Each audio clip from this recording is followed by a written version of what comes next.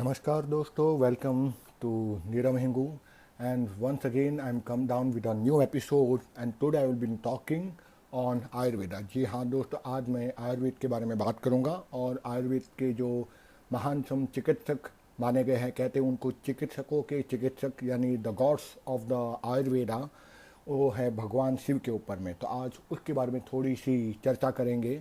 जो कि लोग कहते भगवान धन्वंतरी को आदि देवता माना गया है आयुर्वेद का, लेकिन जहाँ तक मेरा ज्ञान है और वेद पुराण भी यही कहते हैं, शिव पुराण भी यही कहता है कि चिकित्सकों के चिकित्सक भगवान शिव हैं, इसलिए उनको कहा गया है प्रथमो देव्यो भेषज। चलिए आज पर इसी चर्चा पर आगे बढ़ाते हुए मैं बात करता हूँ भगवान शिव के बारे में। कहते हैं भगवान रुद्र ने औषधियों का निर्माण करके जगत का इतना कल्याण किया कि वेदों में भी भगवान शंकर को संपूर्ण शरीर को ही भेषज मान लिया गया है। और आगे कहते भी है, तैतीय उपनिषद में इस बात की पुष्टि हुई है। और तैतीय उपनिषद कहता है, या ते रुद्र शिवा तनु शिवा विश्वस भेषजी सेवा रुद्रस भेषजी तया नो मुंड जीव से।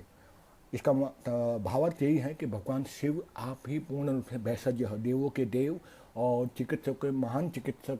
हे भगवान शिव, आप ही वो महान चिकित्सक हो जो सभी देवताओं को पूजनीय हों और सभी को वंदनीय हों, और इसीलिए आप चिकित्सा जगत में श्रेष्ठतम हो और इसी के लिए हम आपको नमन करते हैं। खैर, आगे बात निकलती है कि भगवान शिव को भेषज रूप में बताया गया है, यानी देवों के देव और देवताओं में भी श्रेष्ठ और महान चिकित्सकों में भी श्रेष्ठ, उनको ही वंदन कहा गया है। सचमुच आयुर्वेद भगवान शिव के ही रूप में अभिव्यक्त किया हुआ है और इसीलिए भगवान शंकर के पास मृत संजीवनी नाम की एक ऐसी महानतम विद्या है जो और किसी के पास नहीं है, और इसीलिए उसको मृत्युंजयी देवता भी कहा गया है। और उन्हीं के नाम से मृत संजीवनी मंत्र भी बताया गया है, जो त्र्यंबकेश्वर मंत्र शिव पुराण में वर्णित है। और वो मंत्र हम सब जानते हैं, ओम त्र्यंबकम यजामहे सुगंधिम पुष्टिवर्धनम उर्वारुकमिव बंधनान् मृत्योम रक्षेयमामृतात्। इस विद्या से मरे हुए प्राणियों को भी जीवित किया जा सकता है। मृत संजीवनी विद्या की मैं बात कर रहा हूँ। इस विद्या को भगवान शंकर ने उनके शिष्य शुक्राचार्य को दिया गया था, और यह सर्वविदित है कि अंगिरा और भृगु ये दोनों महानतम ऋषि हुए हमारे भारतवर्ष में। और इस विषय में ये भी प्रसिद्ध है, दंत कथा है कि इन दोनों के एक एक पुत्र रहे, अंगिरा ऋषि के और भृगु ऋषि के। भृगु ऋषि ज्योतिष शास्त्र में उनका महानतम नाम है, और भृगु संहिता नाम की एक श्रेष्ठतम ग्रंथ भी ज्योतिषियों में प्रसिद्ध है। खैर, बात करते हैं इन दोनों ऋषियों के पुत्रों के बारे में। अंगिरा के पुत्र का नाम था जीव और भृगु के पुत्र का नाम था कवि। अब इन दोनों ही महान ऋषियों के पुत्रों के यज्ञ पवित्र संस्कार हुआ गया। तब दोनों ऋषियों ने आगे अपना कर्तव्य पथ पर निश्चित किया, और उनमें से दोनों में यह निर्णय हुआ कि हम दोनों में से कोई एक इन दोनों को पढ़ाएगा और दूसरा कोई अन्य कार्य करेगा। अंगिरा ने कहा, ठीक है, कवि को मैं अपना पुत्र के साथ रखूंगा। और भृगु ने यह सुनकर कवि को, यानी जिसको शुक्र भी कहते हैं, शुक्राचार्य शुक्र कहते हैं, उसको अंगिरा की सेवा के लिए सौंप दिया गया। किंतु अंगिरा गुरु पद से अधीन हो गए, यानी अपने पद से चलित हो गए, और वे अपने पुत्र जीव को, जो बृहस्पति है, ठीक है, क्योंकि दोनों ही आगे जाके श्रेष्ठतम गुरु हो गए। कवि को शुक्राचार्य के रूप में माना गया, जो क्या कहते हैं, राक्षसों के गुरु माने गए, और जीव उसको बृहस्पति के रूप में आगे जाना गया, जो देवताओं के गुरु माने गए। खैर, इस कथा को आगे मैं लेके जाता हूँ कि कहते हैं कि वे यानी अंगिरा ने ये किया कि पुत्रों को आगे लेके गए और उनकी टीचिंग, उनकी पढ़ाई शुरू कर दी, और वे अपने पुत्र जीव को, यानी बृहस्पति को, शुक्र से अधिक विद्वान बनाने की होड़ में उसको एकांत में, अकेले में पढ़ाने लगे। शुक्र को जब यह बात पता चली कि यह भेदभाव पता चला, तो शुक्र को अच्छा नहीं लगा, ठीक है, और इसीलिए शुक्र ने अपने गुरु को चरण पकड़कर क्षमा याचना की और कहा कि गुरु जी, आप अपने कर्तव्य पर से विमूढ़ हो चुके हैं।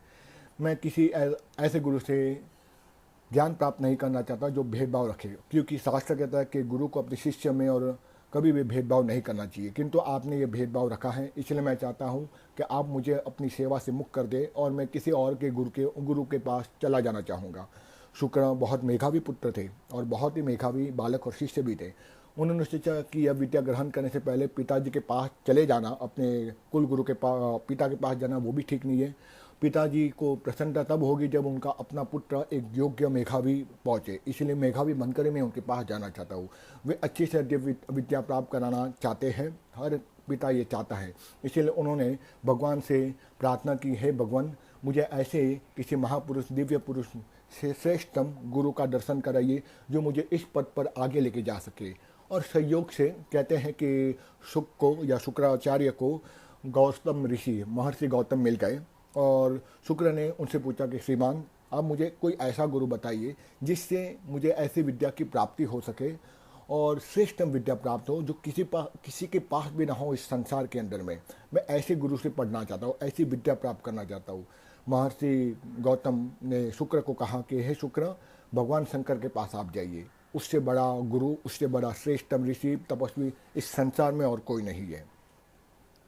ठीक है। और आगे जाके उनकी बात को मानते हुए शुक्र ने गोदावरी नदी में स्नान किया और शुक्र ने भगवान शंकर की श्रद्धापूर्वक तन्मय होकर तपस्या शुरू कर दी।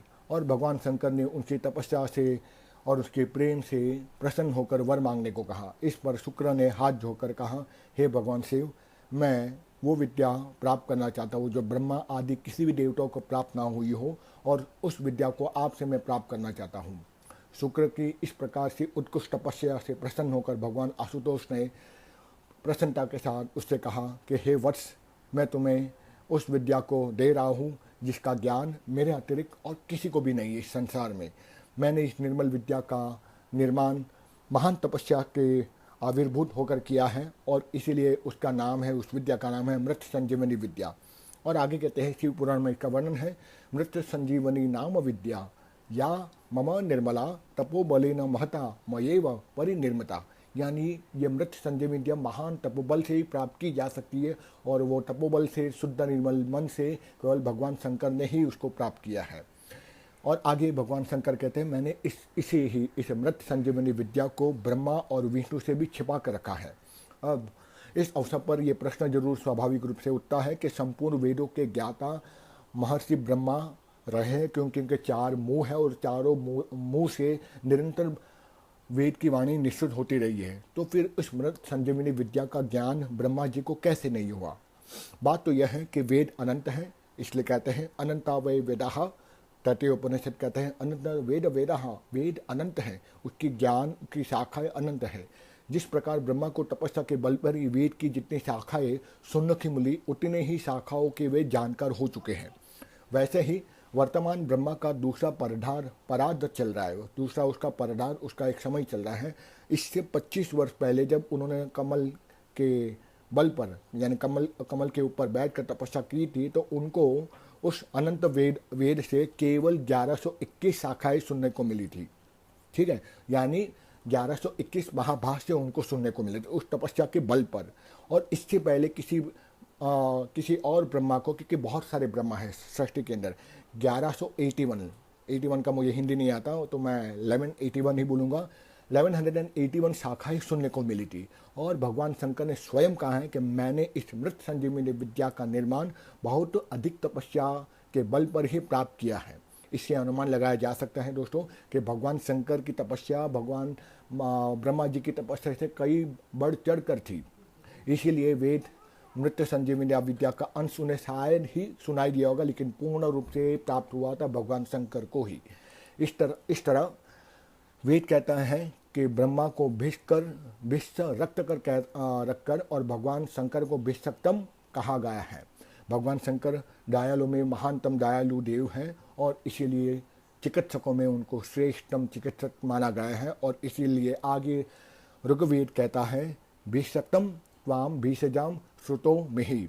उन्होंने ऐसी विद्या की निर्मित की जिससे कि हजारों मरे हुए व्यक्तियों को एक क्षण में ही जीवित कर दिया जाए। ये ब्रह्म पुराण भी कहता है। ब्रह्म पुराण का 95वां अध्याय उस प्रकार को उस श्रुति के नहीं वेद के इस श्रुति को पूर्णाहुति देता हुआ कहता है कि ये स्त्रोत्र कहता है उन्होंने ऐसी विद्या की निर्मित की जिसे 1000 सहस्त्र लोगों का एक क्षण में पुनर्जीवित किया जा सके। इस तरह भगवान शंकर चिकित्सकों में श्रेष्ठतम चिकित्सक, सर्वश्रेष्ठ चिकित्सक माने गए हैं। इसीलिए उसे भेषज अतिशय सुनकर सुखमय बताया गया है। यजमान इस वेद मंत्र के द्वारा भिषजों की याचना करते हैं और आगे ऋग्वेद कहता है तावद भेदी रुद्र सतभेति ही सतम भीमाम अतिशय बेस जेबी ही। शायद मेरे श्लोक को पढ़ने में इतना मेरा संस्कृत इतना श्रेष्ठ नहीं है, इसे गलती हो सकती है, उसके लिए मैं क्षमा प्रार्थी हूँ।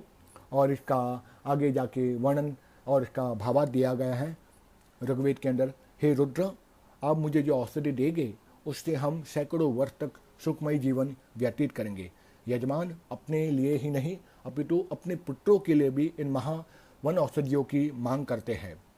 और इसलिए आगे ऋग्वेद कहते हैं उन्नो वीरा अपर्ण बीसजी बीसम व्यक्तम त्वाम बीसजाम सुनो मिहि वास सनेये सहिता ने प्रथमो देव्यो भिषज, यानी भिषज भगवान शिव को कहा गया है। और इस तरह भिषज कहकर देव चिकित्सकों में सबसे बड़ा चिकित्सक भगवान शिव को ही माना गया है।